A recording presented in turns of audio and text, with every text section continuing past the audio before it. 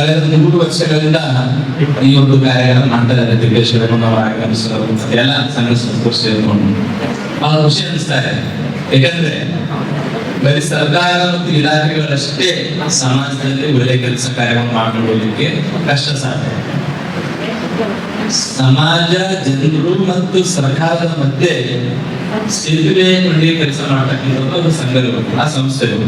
ಆ ಕೆಲಸ ಬಹಳ ಅರ್ಥಪೂರ್ಣವಾಗಿ, ಅಚ್ಚುಕಟ್ಟಾಗಿ ರೀಡ್ ಸಂಸ್ಥೆ ಮತ್ತು ಇತರ ಸಂಸ್ಥೆಗಳು ಮಾಡ್ತಾ ಇರೋದು ಒಂದು ಅಭಿನಂದನ ಕಾರ್ಯ. ಯಾಕಂದ್ರೆ ಎಷ್ಟೋ ಸಂಘ ಸಂಸ್ಥೆಗಳು ಕೆಲವೊಂದು ವಿಷಯಗಳು ಸರ್ಕಾರದ ಮಟ್ಟದಲ್ಲಿ ಚರ್ಚೆ ಅಂತ ವಿಷಯಗಳು ಸರ್ಕಾರ ಮಟ್ಟದಲ್ಲಿ ಒತ್ತಡಗಳನ್ನು ಮಾಡೋದ್ರ ಮೂಲಕ ಫಾಲೋ ಮಾಡೋ ಮೂಲಕ ಕಳೆದ ವರ್ಷದಲ್ಲಿ ನೋಡಿದ್ರೆ ಅದರಲ್ಲಿ ಕಳೆದ ವರ್ಷ ನಾವು ಮಾಡಿದ ದಲಿತರಿಗೆ ನೆನಪುಗಳು ಮಾಡಿದ್ರು, ಬೇರೆ ಸಂಘ ಸಂಸ್ಥೆಗಳು ಮಾಡಿದ್ರು, ಇವರು ಮಾಡಿದ್ರು. ಅದರಲ್ಲಿ ಇವಾಗ ಇವರು ಕಾಲೇಜಿನ ಪ್ರಿನ್ಸಿಪಾಲ್ ಇರ್ಬೋದು, ಕ್ಯಾಂಟೀನ್ ಸಿಬ್ಬಂದಿ ಇರ್ಬೋದು, ಹೀಗೆ ಬಾಲ್ಯ ವಿಷಯಾಧಿಕಾರಿಗೆ ಅವರು ಆರ್ಡರ್ ಮಾಡಿದ್ದಾರೆ. ಒಟ್ಟಾರೆಯಾಗಿ ಈ ಒಂದು ಬಾಲ್ಯ ಅಂತಕ್ಕಂಥದ್ದು 1925ರಿಂದ ಒಂದಿನ ಒಂದು ರೀತಿ ಅಂದ್ರೆ ನಮ್ಮ ಸ್ವತಂತ್ರ ಪೂರ್ವಕ್ಕಿಂತಲೂ ಸಹಿತ ಈ ಒಂದು ಬಾಲ್ಯ ಪದ್ಧತಿ ನಿಷೇಧ ಇದೆ. ಆದರೂ ಸಹಿತ ಎಲ್ಲಿವರೆಗೆ ಅಂದ್ರೆ ಅದು ಬೇಸಿಗೆ ಕಾಲಕ್ಕೆ ಬಹಳಷ್ಟು ಇನ್ನೂ ಕಷ್ಟ ಪಡಬೇಕಾಗಿದೆ.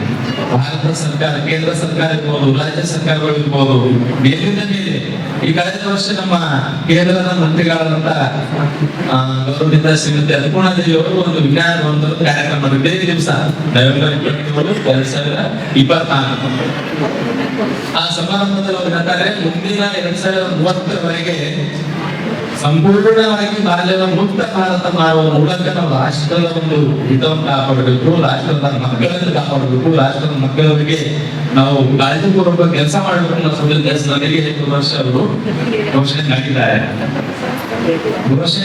ಅದರ ಆಧಾರದಲ್ಲಿ ಸುಪ್ರೀಂ ಕೋರ್ಟ್ ಸಹಿತ ಬಹಳಷ್ಟು ಇದ್ರ ಬಗ್ಗೆ ಕಾಳಜಿ ವ್ಯಕ್ತಪಡಿಸುವ ಮೂಲಕ ಸುಪ್ರೀಂ ಕೋರ್ಟ್ ಸಹಿತ ಎಲ್ಲಾ ರಾಜ್ಯಗಳಿಗೆ, ಕೇಂದ್ರ ಪ್ರದೇಶಗಳಿಗೆ ಬಾಲ್ಯ ನಿಷೇಧಕ್ಕಾಗಿ ಏನೆಲ್ಲ ಎಸ್ಒಪಿಗಳು ಮಾಡಬಹುದು, ಏನೆಲ್ಲ ಕ್ರಮಗಳು ಮಾಡಬಹುದು ಅಂತಕ್ಕಂಥ ನಿರ್ದೇಶನಗಳು ಸಾಕಷ್ಟು ಗೊತ್ತಾಗಿದ್ದಾವೆ. ಅದೇ ರೀತಿ ಗೌರ್ಮೆಂಟ್ ಶಿವರಾಜ್ ಸಾಹೇಬರು ಸಹಿತ 2006ರಲ್ಲಿ ಯಾವ ರೀತಿ ನಾವು ಕಡಿಮೆ ಹಾಕಬಹುದು, ಏನೆಲ್ಲ ಕ್ರಮಗಳು ಕೈಗೊಳ್ಳಬಹುದು, ಏನೆಲ್ಲ ನಿರ್ದಿಷ್ಟ ಕ್ರಮಗಳು ಕೈಗೊಳ್ಳುವ ಮೂಲಕ ನಮ್ಮ ರಾಜ್ಯದಲ್ಲಿ ನಾವು ಹಾಕಬೇಕು ಅಂತಕ್ಕಂಥ ಅವರು ಸಹಿತ ಕೈಗೊಳ್ಳಬಹುದು. ಎಲ್ಲರೂ ಸಹಿತ ಇದನ್ನು ಅಂತಕ್ಕಂಥ ಚಿಂತನೆ ಕೆಲಸಗಾರರು ಮಾಡ್ತಾ ಇದ್ದಾರೆ. ಆದರೆ ನಮ್ಮ ಜನರಿದಾರಲ್ಲ, ಜನರು ಅದರ ಬಗ್ಗೆ ಚಿಂತನೆ ಮಾಡ್ತಾ ಇದ್ದಾರೆ. ಜನರು ಮಾಡಬೇಕಾಗಿದೆ, ಪ್ರತಿಯೊಬ್ಬರು ತಾನು ಅದ್ಕೊಳ್ಬೇಕಾಗಿದೆ. ಈ ವ್ಯವಸ್ಥೆ, ಸಮಾಜದ ಅನಿಷ್ಟ ಪದ್ಧತಿ, ಈ ಒಂದು ಅನಿಷ್ಟ ಬಿಡುವು ನಾವೆಲ್ಲರೂ ಸೇರಿ ದೇವಸ್ಥಾನದಲ್ಲಿ ಕಾಪಾಡತಕ್ಕಂಥ ಸಂಕಲ್ಪ ನಮ್ಮ ಜನರು ಬರಬೇಕಾಗಿದೆ. ಇನ್ನು ನಾನು 2ನೇ ಕಾರ್ಯಕ್ರಮ ರಿಚರ್ ಸಂಸ್ಥೆಯಿಂದ ಮಾಡಿರುವಂತದ್ದು 2ನೇ ಕಾರ್ಯಕ್ರಮ ಅಟೆಂಡ್ ಮಾಡ್ತಾ ಇದ್ದೀನಿ. ಲಾಸ್ಟ್ ಟೈಮ್ ಈ ಕಾರ್ಯಕ್ರಮ ಯಾಕೆ ಗೊತ್ತಾ, ಲಾಸ್ಟ್ ಟೈಮ್ 15 ಜನ ಡ್ರಾಪ್ಔಟ್ಸ್ ವಾಪಸ್ ಕಾಲೇಜ್ ಸ್ಕೂಲ್ ಬರ್ಲಿಕ್ಕೆ ಸ್ಟಾರ್ಟ್ ಆದ್ರು ಅಂತ ಗೊತ್ತಾಯ್ತು.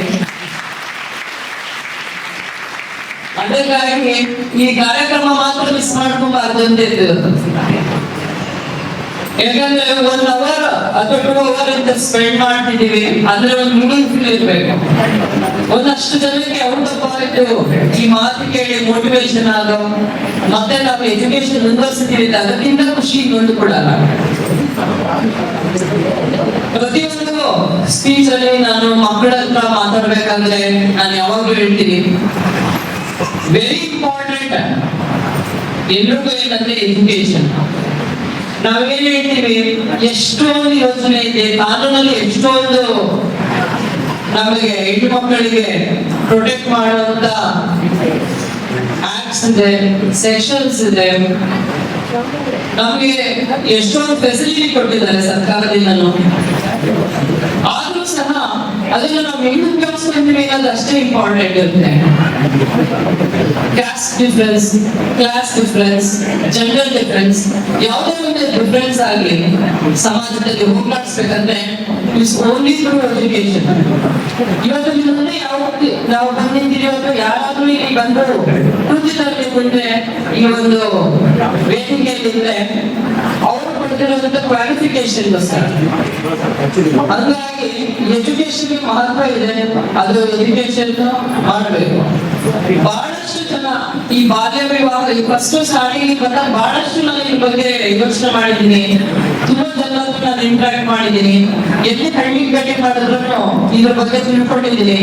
ಯಾವಾಗ ಪೋಕ್ಸೋ ಕೇಸಸ್ ಆದಾಗ ವಿಕ್ಟಿಮ್ಸ್ ಜೊತೆಲಿ ಮಾತಾಡಿದೀವಿ. ಎಲ್ಲ ಕಾಮನ್, ಇವನ್ ನಮ್ಮ ಆಫೀಸ್ ಬರ್ತಾರಲ್ಲ ಪೆಟಿಷನರ್ಸ್, ಅವ್ರ ಹತ್ರ ಮಾತಾಡ್ತೀನಿ. ಎಲ್ಲ ಕಾಮನ್ ವಿಚಾರ ಏನ್ ಗೊತ್ತಾ, ಒಂದು ಮಕ್ಕಳನ್ನ ಏನು ಬಾಲ್ಯ ವಿವಾಹ ಮಾಡ್ಬೇಕಂತ ಪೇರೆಂಟ್ಸ್ ಅನ್ಕೊಂಡಿರಲ್ಲ. ಮಕ್ಕಳೇನ್ ಮಾಡ್ತಾರೆ, ಆ ಏಜ್ಗೆ ಅಟ್ರಾಕ್ಟ್ ಆಗಿ ಲವ್ ಮಾಡೋದು, ಮತ್ತೆ ಯಾರ ಜೊತೆಲ್ಲೋ ಮಿಸ್ಸಿಂಗ್ ಆಗ್ಬಿಡ್ತಾರೆ, ಕಿಡ್ನಾಪ್ ಕೇಸ್ ಆಗುತ್ತೆ, ಓಡೋಗ್ಬಿಟ್ಟಿರ್ತಾರೆ. ಪೇರೆಂಟ್ಸ್ ಆತಂಕ ಸ್ಟಾರ್ಟ್ ಆಗುತ್ತೆ.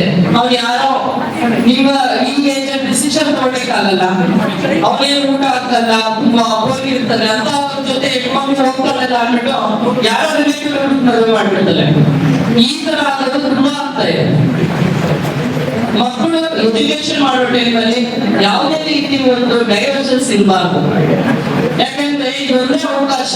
ಈಗ ನೀವು ಈ ಟೈಮಲ್ಲಿ ಎಜುಕೇಶನ್ ಮಾಡೋ ಟೈಮಲ್ಲಿ ಈ ತರ ಒಂದು ಡೈವರ್ಷನ್ಸ್ ಹೋದ್ರೆ ಆಯ್ತು, ಈಗ ಏನ್ ಮಾಡ್ತೀವಿ ನಾವು ಪೊಲೀಸರು, ಆಯ್ತು ಎಫ್ಐಆರ್ ಮಾಡ್ತೀವಿ, ಆಯ್ತು ತಕ್ಷಣ ಜೈಲ್ ಕಳಿಸ್ತೀವಿ.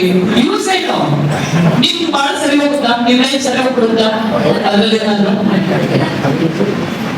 ಸರಿ ಹೋಗಲ್ಲ. ಈಗ ಉಳಿದ ಲೈಫ್ ಎಲ್ಲ ಕತ್ತಲು ಕಳಿಬೇಕಾಗಿರೋದು ನೀವೇ. ಇದ್ರ ಬಗ್ಗೆ ಅರಿವಿರಬೇಕಷ್ಟೇ. ಎಷ್ಟೋ ಜನ ಹೆಣ್ಮಕ್ಳು ಬರ್ತಾರೆ, ಶಾಲೆ ಹೆಣ್ಮಕ್ಳು ಪಾಪ ಸ್ಕೂಲ್ ಡ್ರೆಸ್ ಅಲ್ಲಿ ಬರ್ತಾರೆ. ಮಕ್ಕಳು ಪೇರೆಂಟ್ಸ್ ಹತ್ರ ಹೇಳ್ಕೊಳಕ್ ಆಗಲ್ಲ. ಬಂದು ನಮ್ಮ ಹತ್ರ ಎಷ್ಟೋ ಜನ ನನ್ನ ಹತ್ರ ಹೇಳ್ಕೊಂಡಿದ್ದಾರೆ. ಮಕ್ಕಳು ಯಾರ ಜೊತೆ ಚಾಟಿಂಗ್ ಮಾಡ್ಬಿಟ್ಟಿರ್ತಾರೆ, ಯಾರ ಜೊತೆ ಫೋಟೋ ತಪ್ಪಿಸ್ಕೊಂಡಿರ್ತಾರೆ, ಅವ್ರು ಬ್ಲಾಕ್ ಮೇಲ್ ಮಾಡ್ತಾ ಇರ್ತಾರೆ. ಎಷ್ಟು ನೋವು ಅನ್ಸುತ್ತೆ. ಮನೇಲಿ ಗೊತ್ತಾದ್ರೆ ನಾವು ಬದುಕಲ್ಲ ಮೇಡಮ್, ಸತ್ತು ಹೋಗ್ತೀವಿ ಅಂತ ಹೇಳ್ತಾರೆ. ಈ ತರ ಒಂದು ಸಾಮಾಜಿಕವಾಗಿ ಎಷ್ಟೊಂದು ಸಮಸ್ಯೆ ಇದೆ. ಆಯ್ತಲ್ಲ, ಬರೇ ಕಾನೂನು ಹೌದು, ಕಾನೂನಲ್ಲಿ ಅಪರಾಧ ಇದೆ, ಬಟ್ ಏನ್ ಮಾಡಿದ್ರು ಅದೆಲ್ಲ ಪೋಸ್ಟ್ ಮಾಡಲ್ಲ. ಪೋಸ್ಟ್ ಮಾರ್ಟಮ್ ಏನ್ ಸತ್ತ ಮೇಲೆ ಪೋಸ್ಟ್ ಮಾರ್ಟಮ್ ಮಾಡೋದು ಏನಂತಾರಷ್ಟೇ, ಕರೆಕ್ಟ್ ಅಲ್ಲ? ಮುಂಚೆ ಪ್ರಿವೆನ್ಷನ್ ಏನಿದೆ ಅದೇ ಇಂಪಾರ್ಟೆಂಟ್ ನನ್ನ ಪ್ರಕಾರ. ಯಾಕಂದ್ರೆ ಮದುವೆ ಆಗಿರುತ್ತೆ, ಮಗು ಆಗಿರುತ್ತೆ, ತಾಯಿ ಕಾರ್ಡ್ ಮಾಡಿಸ್ಬೇಕಾದ್ರೆ ಮೈನರ್ ಅಂತ ಗೊತ್ತಾಗುತ್ತೆ. ಹೌದು, ಅದು ಕಾನೂನು ರೀತಿ ಅಪರಾಧನೇ. ಎಫ್ಐಆರ್ ಮಾಡ್ತೀವಿ, ಅರೆಸ್ಟ್ ಮಾಡ್ತೀವಿ, ಮಗು ಆಗ್ಬಿಟ್ಟಿರುತ್ತಲ್ಲ. ಈಗ ಒಂದ್ಸತಿ ಎಫ್ಐಆರ್ ಆಯ್ತು, ಅವನು ಬಿಟ್ಬಿಡ್ತಾನೆ. ಆ ಹೆಣ್ಮಗು ಇಡೀ ಜೀವನ ಕತ್ತಲೇ ಕಳಿಬೇಕು. ಆ ಮಗು ಅದೇ ಒಂದು ಮಗು ದಿನದೊಂದು ಸಾಕ್ಬೇಕು. ಸೊ ಸಮಾಜಕ್ಕೆ ನಾವು ನ್ಯಾಯ ಕೊಟ್ಟರೂ ಆಗಲ್ಲ. ಹಂಗಾಗಿ ನಾವು ಪ್ರತಿಯೊಂದು ಶಾಲೆ ಹೋದಾಗ ಹೇಳ್ತೀನಿ, ಪ್ರತಿಯೊಂದು ಕಾಲೇಜ್ ಹೋದಾಗ ಹೇಳ್ತೀನಿ, ಕಾನೂನು ಬಗ್ಗೆ ಅರಿವಿರಲಿ. ಓದ್ಬೇಕಾದ್ರೆ ಡೈವರ್ಷನ್ ಬೇಡ, ಎಲ್ಲದಕ್ಕೂ ಅವಕಾಶ ಇದೆ. ಏನೊಂದು ಲೈಫ್ ಇದೆ, ಲಾಸ್ಟ್ ಇಲ್ಲ. ಸ್ಕೂಲ್ ತುಂಬಾ ಇದೆ ಕಳಿಬೇಕಾಗಿರೋ ಲೈಫ್. ಸ್ಟಾರ್ಟಿಂಗ್ ಅಲ್ಲಿ ಏನಾದ್ರು ಡೈವರ್ಷನ್ಸ್ಗೆ, ಹ್ಯಾಬಿಟ್ಸ್ಗೆ, ಅದ್ರ ಈ ತರ ಲವ್ ಅಂತ ಏನಾದ್ರು ಈ ತರ ಏನಾದ್ರು ಡೈವರ್ಷನ್ಸ್ ಆದ್ರೆ ಲೈಫ್ ಲಾಂಗ್ ಅದೆಲ್ಲ ಕಳಿಬೇಕು. ಅದನ್ನ ಕರೆಕ್ಟ್ ಮಾಡೋಕ್ ಸಾಧ್ಯನೇ ಇಲ್ಲ. You do any mistake, you can correct it. But ಮದುವೆ ಏನಾದ್ರು ಮಿಸ್ಟೇಕ್ ಮಾಡಿದ್ರೆ ಯಾವತ್ತೂ ಕರೆಕ್ಟ್ ಮಾಡ್ಕೊಳಕ್ಕಾಗಲ್ಲ. ಡಿಸಿಷನ್ ತಗೊಂಬೇಕು, ಯಾವ ಟೈಮ್ ಏನ್ ಮಾಡ್ಬೇಕು ಅದನ್ನೇ ಮಾಡ್ಬೇಕು. ಇದು ಓದೋ ವಯಸ್ಸು, ಇದು ಓದ್ಬೇಕಷ್ಟೇ. ನಾವು ಓದೋ ವಯಸ್ಸಲ್ಲಿ ಮದುವೆ ಆಗ್ತೀವಿ ಒಳ್ಳೇದು, ಮದುವೆ ಆಗೋ ವಯಸ್ಸಲ್ಲಿ ಕಷ್ಟದಲ್ಲಿ ಕಳೆಯೋದು. ಎಷ್ಟು ಜನ ನೋಡ್ತೀವಿ, ಎಷ್ಟು ಬಾಲ್ಯ ವಿವಾಹ ಆಗಿರೋರು ಆಯ್ತು, ಅದೇ ಸಣ್ಣ ಮಗು ಇರುತ್ತೆ, ಅವ್ರಿಗೆ ಇನ್ನೊಂದು ಮಗು, ಆ ಮಗು ನೋಡ್ಕೊಳ್ಳೋಕೆ ಗೊತ್ತಿಲ್ಲ. ಆ ಏಜಲ್ಲಿ ಅವರು ಸಂಸಾರದಲ್ಲಿ ತೊಡಕೊಳ್ಳಕ್ಕೆ ಆಗಲ್ಲ. ಆ ಮಗುಗೂ ಅಪರಾಧ ಉಂಟುತ್ತೆ. ಕೆಲವು ಕನ್ಸೀವ್ ಆಗ್ಬಿಟ್ಟು ಅದು ಡೆಲಿವರಿ ಕೈ ತಗೊಳ್ಳೋಷ್ಟು ಆ ಮಕ್ಕಳಿಗೆ ಕೆಪಾಸಿಟಿ ಇರಲ್ಲ. ಸರ್ ಹೇಳ್ತಾ ಇದ್ರು ಇವಾಗ ಮಾತಾಡ್ಬೇಕಾದ್ರೆ, ಹಾಸ್ಟೆಲ್ ಅಲ್ಲಿ ಹೆರಿಗೆ ಆಯ್ತು ಅಂತೇಳಿ ಎಷ್ಟು ವಿಪರ್ಯಾಸ. ಮಕ್ಕಳು ಓದೋ ಟೈಮಲ್ಲಿ ಅಂತ ಏನಿದೆ. ಎಜುಕೇಶನ್ ಅನ್ನೋದು ತುಂಬಾ ತುಂಬಾ ಇಂಪಾರ್ಟೆಂಟ್. ನಿಮ್ಗೆ ಏನಾದ್ರೂ ಲೈಫ್ ಅಲ್ಲಿ ಒಂದು ಚೇಂಜಸ್ ಕಾಣ್ಬೇಕಂದ್ರೆ ಏನ್ ಯಾರನ್ನು ಈಗ ಹುಟ್ಟದಲ್ಲೇ ಯಾರು ರ್ಯಾಂಕ್ ಸ್ಟೂಡೆಂಟ್ಸ್ ಅಲ್ಲ. ಈಗ ನಾವೇನು ಈಗ ಸ್ಟೇಜ್ ಅಲ್ಲಿ ಮಾತಾಡ್ತೀವಿ, ಬಹಳ ರ್ಯಾಂಕ್ ಸ್ಟೂಡೆಂಟ್ ಆತರ ಅಲ್ಲ. Even we have made a mistake. We have learned from the mistake. ನಾನು SLC ಫೇಲ್ ಆಗಿದ್ದೆ. ನಾನು ಹೇಳ್ತಾ ಇದ್ದೆ ತುಂಬಾ ಜನ ಸ್ಕೂಲ್ಸ್ ಅಲ್ಲಿ ಹೋದಾಗ SLC ಸೋಷಿಯಲ್ ಸ್ಟಡೀಸ್ ಅಲ್ಲಿ ಫೇಲ್ ಆದ. ನಾನು ತಿಳ್ಕೊಂಡೆ, ನಾನು ಕರೆಕ್ಟ್ ಮಾಡ್ಕೊಂಡೆ. ಏನ್ ಕರೆಕ್ಟ್ ಮಾಡ್ಕೊಂಡೆ?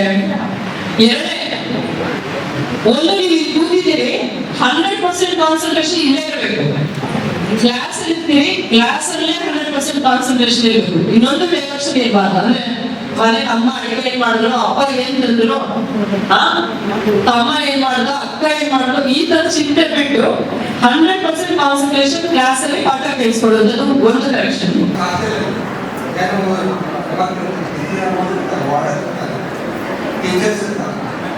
ಇಷ್ಟೆಲ್ಲ ಆಗಿಲ್ಲ. ಆಮೇಲೆ ಮೇಲಾಗಿ ನಿರ್ಬಂಧಗಳು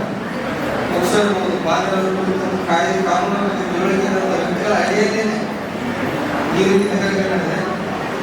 ಏನ್ ಮಾಡಬೇಕಾಗಿದೆ ಎರಡು ವಿಚಾರ, ಅದಕ್ಕೆ ನಾವು ಬಹಳ ಸೂಕ್ಷ್ಮವಾಗಿ ವಿಚಾರ ಮಾಡಬೇಕಾಗಿದೆ. ಈ ಒಂದು ವಿಷಯಗಳನ್ನು ಪ್ರತಿ ವರ್ಷ ಲಾಸ್ಟ್ ಟೈಮ್ ಕೂಡ ಇವತ್ತು ಕಾರ್ಯಕ್ರಮಗಳು ಮಾಡ್ತಾ ಇದ್ದೀವಿ. ಬಹಳ ಒಳ್ಳೆಯ ಕೆಲಸ ಕೇವಲ ಪೊಲೀಸ್ ಇಲಾಖೆ ಇರಬಹುದು, ಆಮೇಲೆ ಸರ್ಕಾರಿ ಸಂಸ್ಥೆಗಳಿರ್ಬೋದು, ಇಲಾಖೆಗಳಿರ್ಬೋದು, NGOಗಳಿರ್ಬೋದು, ಇವುಗಳು ಅಷ್ಟೇ ಕರ್ತವ್ಯ, ಪ್ರತಿಯೊಬ್ಬ ಪ್ರಜೆ ಕರ್ತವ್ಯ. ಬಳ್ಳಾರಿಯ ನಿರಂತರ ಸುದ್ದಿಗಾಗಿ ಬಳ್ಳಾರಿ ಬೆಳಗಾಯಿತು ಚಾನೆಲ್ನ ಸಬ್ಸ್ಕ್ರೈಬ್ ಮಾಡಿ ಹಾಗೂ ಬೆಲ್ ಐಕಾನ್ ಒತ್ತಿ.